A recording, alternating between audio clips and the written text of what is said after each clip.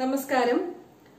വിശ്വത്തെ പരിപാലിക്കുന്ന മഹാശക്തിയെക്കുറിച്ചാണ് ശാസ്ത്രത്തിലെ അമൂല്യ മഹാകാവ്യങ്ങളിലൊന്നായ ഷ്രോഡിംഗർ സമവാക്യം രചിച്ച എർവിൻ ഷ്രോഡിംഗറെ കുറിച്ചാണ് ഇന്ന് സംസാരിക്കുന്നത്. എന്റെ പേര് സ്മിത ഹരിദാസ്. ഹയർ സെക്കൻഡറി വിദ്യാഭ്യാസ വകുപ്പിൽ ഫിസിക്സ് അധ്യാപികയാണ്. ലളിതം ഭൗതികം എന്ന വീഡിയോ ചാനലിലെ 15ാമത്തെ വീഡിയോയാണിത്. അത് വ്യൂവേഴ്സ് ചോയ്സ് ആവണമെന്ന് ആഗ്രഹിച്ചിരുന്നു. എന്റെ പൂർവ്വ വിദ്യാർത്ഥിയായ രാഹുലാണ് ഷ്രോഡിംഗറെ കുറിച്ച് സംസാരിക്കാൻ നിർദ്ദേശിച്ചത്.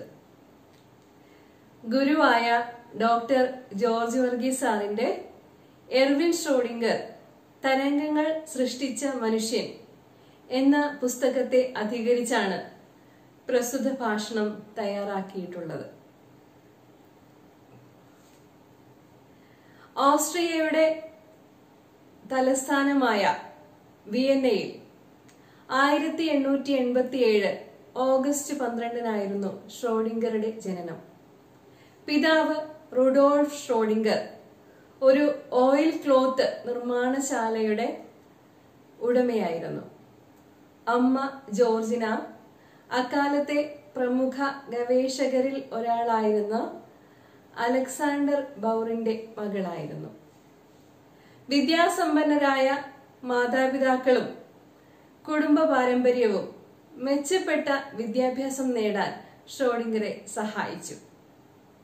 10 വയസ്സുവരെ അച്ഛൻ റുഡോൾഫ് ഷ്രോഡിംഗറുടെ കീഴിലായിരുന്നു എർവിന്റെ വിദ്യാഭ്യാസം. 1898 തുടർ പഠനത്തിനായി വിയന്നയിലെ പ്രശസ്തമായ അക്കാദമീഷ്യസ് ജിംനേഷ്യത്തിൽ ചേർന്നു.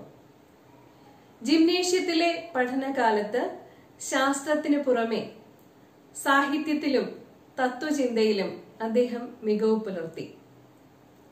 ചാൾസ് ഡാർവിന്റെ സിദ്ധാന്തങ്ങൾ ഷ്രോഡിംഗറെ വളരെയേറെ ആകർഷിച്ചു. 1906 എർവിൻ ഷ്രോഡിംഗർ പ്രാഥമിക ബിരുദം നേടി. വിയന്ന സർവകലാശാലയിലായിരുന്നു ഉപരിപഠനം. 4 വർഷത്തെ പഠനത്തിന് ശേഷം ഡോക്ടർ ഓഫ് ഫിലോസഫി ബിരുദം കരസ്ഥമാക്കി. ഓസ്ട്രിയ ഹംഗറി യുദ്ധകാലത്ത് സൈനിക സേവനം നടത്താൻ നിർബന്ധിതനായ അദ്ദേഹം സർവകലാശാല പഠനം ഉപേക്ഷിച്ച് യുദ്ധരംഗത്തേക്ക് പോയി. 1 വർഷത്തെ പരിശീലനത്തിന് ശേഷം സൈനിക ഓഫീസറായി. 1911 എർവിൻ സർവകലാശാലയിൽ തിരിച്ചെത്തി. ശ്രീമാൻ ഫ്രാൻസ് സെറാഫിൻ എക്സ്നറുടെ കീഴിൽ ഗവേഷണം ആരംഭിച്ചു. അന്തരീക്ഷത്തിലെ ജലബാഷ്പങ്ങൾ എപ്രകാരമാണ് ഒരു അജാലകം അഥവാ ഇൻസുലേറ്ററിനെ വൈദ്യുതി പ്രവഹിക്കുവാൻ സഹായിക്കുന്നത് എന്ന് വിശദീകരിക്കുന്ന അറ്റ്മോസ്ഫറിക് ഇലക്ട്രിസിറ്റി ആയിരുന്നു ഗവേഷണ വിഷയം. പ്രകൃതിദത്ത റേഡിയോ ആക്ടിവിറ്റി അഥവാ നാച്ചുറൽ റേഡിയോ ആക്ടിവിറ്റി മൂലമുണ്ടാകുന്ന വായുവിന്റെ അയോണീകരണവും അത് അന്തരീക്ഷ കണങ്ങളുടെ ചാലകതയിൽ വരുത്തുന്ന വ്യതിയാനങ്ങളും അദ്ദേഹം പഠന വിഷയമാക്കി. എക്സ്റേകളുടെ പ്രത്യേകതകളെ കുറിച്ചുള്ള പഠനത്തിന് 1914 വിയന്ന സർവകലാശാല എർവിന് ഡോക്ടറേറ്റ് നൽകി. അക്കാലത്ത് വിയന്നയിൽ നടന്ന ഒരു ശാസ്ത്ര കോൺഗ്രസിൽ വെച്ച് ആൽബർട്ട് ഐൻസ്റ്റൈനെ പരിചയപ്പെട്ടത് തന്റെ ഗവേഷണ മേഖല ക്വാണ്ടം ഭൗതികത്തിലേക്ക് വ്യാപിപ്പിക്കുവാൻ അദ്ദേഹത്തിന് പ്രചോദനമേകി. 1-ാം ലോക മഹായുദ്ധകാലത്ത് 1914 ഓസ്ട്രിയൻ ഭരണാധികാരിയായ ഫെർഡിനാൻഡ് വധിക്കപ്പെട്ടതോടെ 1-ാം ലോക മഹായുദ്ധം പൊട്ടിപ്പുറപ്പെട്ടു. അതോടെ എർവിൻ വീണ്ടും യുദ്ധരംഗത്തേക്ക് പോകാൻ നിർബന്ധിതനായി. ഇറ്റലി ഓസ്ട്രിയ യുദ്ധം രൂക്ഷമായതോടെ അദ്ദേഹം പൂർണ്ണമായും യുദ്ധതന്ത്രങ്ങളിൽ വ്യാപൃതനായി. 1917 പട്ടാളക്കാർക്ക് ക്ലാസ് എടുക്കാൻ നിയമിതനായി.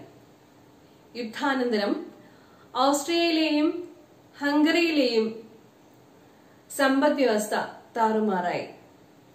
റുഡോൾഫ് ഷ്രോഡിംഗറുടെ ബിസിനസ് തകർന്നു. ജർമ്മനിയുടെ ജൂതവിരോധം രൂക്ഷമായതോടെ രാഷ്ട്രീയ രംഗത്തും അസന്തുലിതാവസ്ഥ രൂക്ഷമായി. 1919 പിതാവായ റുഡോൾഫ് ഷ്രോഡിംഗർ അന്തരിച്ചു. ദീർഘനാളത്തെ പ്രണയത്തിനും പ്രണയഭംഗത്തിനും ശേഷം അദ്ദേഹം സാൽസ്ബർഗിലെ ആനി മരിയെ വിവാഹം കഴിച്ചു. ആനി അവരുടെ പ്രണയത്തെ അനുസ്മരിക്കുന്നത് ഇങ്ങനെയാണ്: പന്തയ കുതിരയോടൊപ്പം കഴിയുന്നതിനേക്കാൾ എത്ര എളുപ്പമാണ് ഒരു മൈനപക്ഷിയോടൊപ്പം പാർക്കുന്നത്. എന്നാലും പന്തയ കുതിരയോടൊപ്പം കഴിയുന്ന ജീവിതമേ ഞാൻ ഇഷ്ടപ്പെടുന്നുള്ളൂ. ഒരേ ദമ്പതികൾ 2 വട്ടം വിവാഹം കഴിക്കുന്നത് അപൂർവമായിരിക്കും. ഷ്രോഡിംഗർ ആനി ദമ്പതികൾക്ക് ആ സൗഭാഗ്യവും ലഭിച്ചു. 1920 മാർച്ച് 24 അവർ വിയന്നയിലെ സെന്റ് ലിയോപോൾസ് കത്തോലിക്ക ദേവാലയത്തിൽ വെച്ചും ഏപ്രിൽ 6 മാർട്ടിൻ ഗാസെ തെരുവിലുള്ള ഇവാഞ്ചലിക്കൽ ദേവാലയത്തിൽ വെച്ചും വിവാഹിതരായി. തികഞ്ഞ ഈശ്വരവിശ്വാസിയായിരുന്ന ആനി സുദൃഢവും സുഘോഷ്മളവുമായ ഒരു വിവാഹ ജീവിതം സ്വപ്നം കണ്ടുകൊണ്ടാണ് ഷ്രോഡിംഗറെ വിവാഹം കഴിച്ചത്. കേവലം 1 വർഷത്തിനു ശേഷം അവർക്ക് അതൊരു മരീചികയായി മാറിയെങ്കിലും അവരുടെ വിവാഹബന്ധം മരിക്കും വരെ അറ്റുപോയില്ല. ഷ്രോഡിംഗർ ആനി ദമ്പതികൾക്ക് മക്കളുണ്ടായില്ല. സ്വരച്ചേർച്ചയില്ലായിരുന്നെങ്കിലും 1 അല്ല 2 വട്ടം അവരുടെ ബന്ധം വിവാഹത്തിലൂടെ അരക്കിട്ടുറപ്പിച്ചത് കൊണ്ടായിരിക്കാം ഒരുപക്ഷെ അറ്റുപോകാതിരുന്നത്. സൂറിച്ചിലെയും ബ്രസ്ലയിലെയും സർവകലാശാലകളിൽ അധ്യാപക വൃത്തിയിൽ ഏർപ്പെട്ട ഷ്രോഡിംഗർ തത്വജ്ഞാനത്തിലും അറിവ് നേടി. അതിനിടെ ക്വാണ്ടം ബലതന്ത്രത്തിൽ ഷ്രോഡിംഗർ സമവാക്യത്തിലൂടെ തന്റേതായ സ്ഥാനം ഉറപ്പിച്ചു. ഷ്രോഡിംഗർ ഭൗതിക ശാസ്ത്ര ഗവേഷണം പോലെ തന്നെ പ്രധാനമായി കരുതിയിരുന്ന മേഖലയാണ് ദർശനം. അദ്ദേഹത്തിന്റെ വീക്ഷണങ്ങൾ സുവ്യക്തവും സൂക്ഷ്മവുമായിരുന്നു. 1925 ഷ്രോഡിംഗർ മാർഗമേത് in search of the way എന്ന അന്വേഷണാത്മക ലേഖനം എഴുതി. അതിൽ അതിഭൗതികവാദം അഥവാ മെറ്റാഫിസിക്സിനെ കുറിച്ച് വിശദീകരിക്കുന്നുണ്ട്. അതിഭൗതികവാദത്തിന്റെ അസ്തമയമാണ് ശാസ്ത്ര മുന്നേറ്റത്തിലൂടെ കാണുന്നത്. മധ്യവർഗ സമൂഹം നേതൃത്വമില്ലാതെ നശിച്ചുപോയത് മനുഷ്യന്റെ അന്തരാത്മാവിന്റെ ശക്തിയെ നയിച്ചുകൊണ്ടിരിക്കുന്ന മതമേധാവികളുടെ ഇടപെടൽ കൊണ്ടാണെന്ന് ഷ്രോഡിംഗർ വിലയിരുത്തി. മധ്യസമൂഹത്തിന്റെ ശക്തിയെയും സമ്പത്തിനെയും വരുതിയിലാക്കി നിയന്ത്രിക്കുന്ന മതത്തെ അദ്ദേഹം വിമർശിച്ചു. ദൈവത്തിലോ ദൈവമില്ലായ്മയിലോ താല്പര്യം കാട്ടാത്ത മധ്യവർഗം മതത്തെ മറ്റൊരു രാഷ്ട്രീയമായി മാത്രം കാണുകയും ധാർമ്മികത എന്നതിനെ അസുഖകരമായ അവസ്ഥയായി കരുതുകയും ചെയ്യുന്നു എന്ന് അദ്ദേഹം വിശ്വസിച്ചു. നിയന്ത്രണമില്ലാത്ത അഹംബോധം നേതൃത്വമാകുന്ന നൗകയെ ഇടിച്ചു തകർക്കുമെന്ന് ഷ്രോഡിംഗർ പ്രവചിച്ചു. ഏതാണ്ട് 1 നൂറ്റാണ്ട് മുമ്പ് അദ്ദേഹം എഴുതിയ പ്രവചനം എത്രമാത്രം വാസ്തവമായിരുന്നുവെന്ന് യൂറോപ്പിലും അമേരിക്കയിലും റഷ്യയിലും തകർന്നു വീണ മതത്തിന്റെ മതിൽക്കെട്ടുകളും അഴിഞ്ഞു വീണ അതിന്റെ ഇരുമ്പ് ചങ്ങലകളും കാണുമ്പോൾ ബോധ്യമാകുന്നതാണ്. ഭാരതത്തിന്റെ മണ്ണിൽ ഉടലെടുത്ത വേദാന്തത്തെയും ദർശനങ്ങളെയും അദ്ദേഹം സ്വന്തമാക്കാൻ ശ്രമിച്ചിരുന്നു.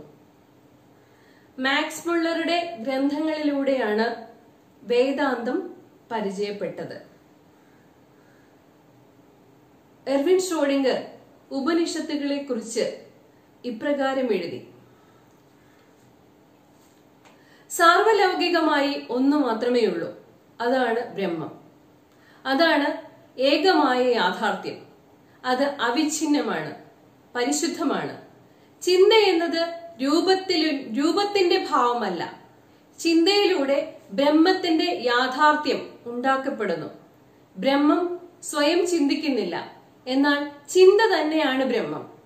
ഓരോ വ്യക്തിയിലും വ്യാപരിച്ചു നിഴലിക്കുന്ന സത്യമേതോ അതാണ് ബ്രഹ്മം. ബാക്കിയെല്ലാം മായയാണ്. ഇങ്ങനെയാണ് ഷ്രോഡിംഗർ വ്യാഖ്യാനിക്കുന്നത്. ജ്ഞാനേന്ദ്രിയം വികസിക്കാതെ മായയായ ലോകത്തിൽ നിന്നുകൊണ്ട് ബ്രഹ്മത്തെ കാണുവാൻ കഴിയില്ല. വേദങ്ങൾ അതിനെ വികസിപ്പിക്കാനുള്ള സൂത്രങ്ങൾ ഉപദേശിച്ചു തരുന്നുണ്ട്. ഏകാഗ്രമായ ധ്യാനമാണ് ഏക പോംവഴി. അതിന്റെ പാരമ്യത്തിലെത്തുമ്പോൾ ആത്മാവും പരമാത്മാവായ ബ്രഹ്മവും തമ്മിലുള്ള ഭേദം നേർത്ത് ഇല്ലാതെയാകുന്നു. തത്വമസി എന്ന ദർശനത്തെ ഷ്രോഡിംഗർ കണ്ടെത്തുന്നു. യൂറോപ്പിന്റെ പ്രൗഢമായ സാംസ്കാരിക മണ്ഡലത്തിൽ ജനിച്ചു വളർന്ന ഷ്രോഡിംഗർ കിഴക്കിന്റെ വേദാന്ത പ്രഭ കണ്ട് ആകർഷനായി അത് പഠിക്കുകയും അതിനെക്കുറിച്ച് എഴുതുകയും ചെയ്തുവെന്നത് അദ്ദേഹത്തിന്റെ ഭൗതിക ശാസ്ത്ര സംഭാവനകളെക്കാളേറെ ആശ്ചര്യജനകമാണ്. പരമ്പരാഗത യൂറോപ്യൻ ദർശനങ്ങളെക്കാളേറെ ഷ്രോഡിംഗർ ഇഷ്ടപ്പെട്ടിരുന്നത് ഭാരതീയ ദർശനങ്ങളെയാണ്. അദ്ദേഹത്തിന്റെ ദാർശനികതയെ കുറിച്ചാണ് നമ്മൾ ഇതുവരെ സംസാരിച്ചത്. നാസികളുടെ ആക്രമണത്താൽ പൊറുതിമുട്ടിയ ഷ്രോഡിംഗർ പിന്നീട് ഓക്സ്ഫോർഡിലേക്ക് പോയി. ക്വാണ്ടം സിദ്ധാന്തത്തിന്റെ വക്താക്കളായ ഷ്രോഡിംഗർക്കും ഡിറാക്കിനും 1933 ഭൗതിക ശാസ്ത്രത്തിനുള്ള നോബൽ സമ്മാനം ലഭിച്ചു. പ്രായം ഏറുന്തോറും ഷ്രോഡിംഗർക്ക് തത്വചിന്തയിലുള്ള താല്പര്യം വർദ്ധിച്ചു. ജ്ഞാന നിറവിന്റെ നിർവൃതിയാണ് നിർവാണാവസ്ഥ. അത് വ്യക്തിയിൽ അധിഷ്ഠിതമല്ല. അഹമെന്ന ഭാവമോ അതിന്റെ വേർപെടലോ ഒരു മിഥ്യയാണ്. ഒരർത്ഥത്തിൽ ആത്മാവും ശരീരവും ഒന്നാണ്. പുരുഷന്റെ ലക്ഷ്യം കർമ്മത്തെ സൂക്ഷിക്കുകയും അതിനെ വളർത്തുകയുമാണ്. സ്ത്രീയുടെയും അങ്ങനെ തന്നെ. പക്ഷേ ചില വ്യത്യാസങ്ങളുണ്ടെന്ന് മാത്രം. പുരുഷ കർമ്മത്തെ അവൾ അംഗീകരിക്കുകയും അതിനെ സൃഷ്ടിക്കുകയും ചെയ്യുന്നു. മനുഷ്യൻ മരിക്കുമ്പോൾ കർമ്മഫലം നിലനിൽക്കുന്നു. അത് അതിനുവേണ്ടി മറ്റൊരു മേഖല സൃഷ്ടിക്കുന്നു.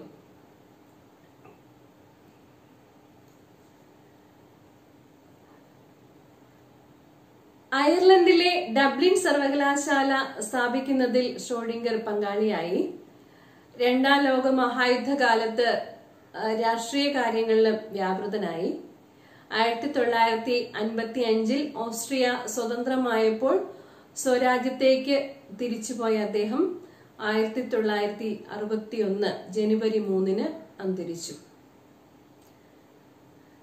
ക്വാണ്ടം ബലതന്ത്രത്തിൽ 1900 പ്രസിദ്ധീകരിക്കപ്പെട്ട മാക്സ് പ്ലാങ്കിന്റെ ക്വാണ്ടം സിദ്ധാന്തമാണ് ഈ ശാസ്ത്ര ശാഖയുടെ അടിസ്ഥാനം, ക്വാണ്ടം മെക്കാനിക്സിന്റെ അടിസ്ഥാനം. 1905 ഐൻസ്റ്റൈന്റെ വിശദീകരണത്തോടെ പ്രസ്തുത സിദ്ധാന്തം പ്രസിദ്ധമായി.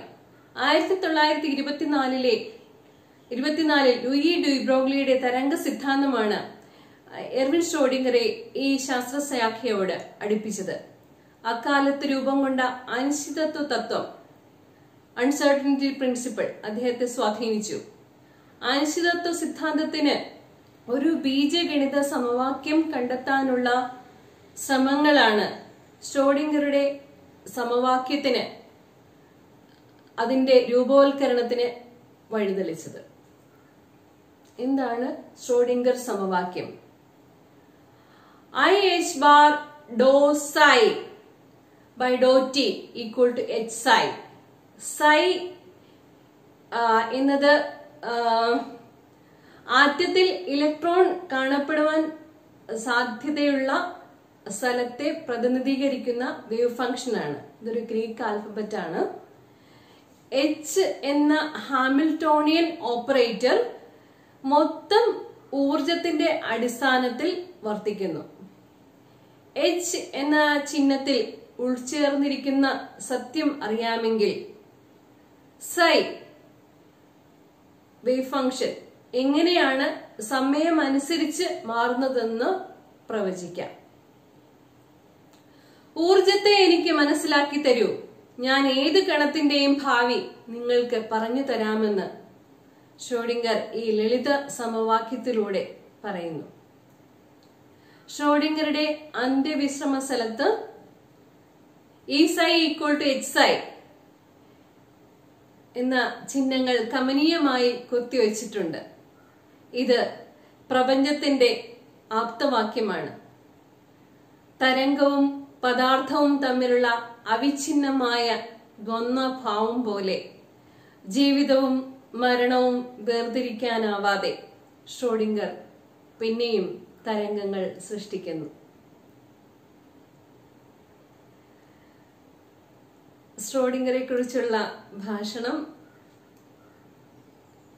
ഇഷ്ടമായിരിക്കുമെന്ന് കരുതുന്നു. എന്റെ ചാനൽ സബ്സ്ക്രൈബ് ചെയ്യണം, അഭിപ്രായങ്ങൾ അറിയിക്കണം. നന്ദി, നമസ്കാരം.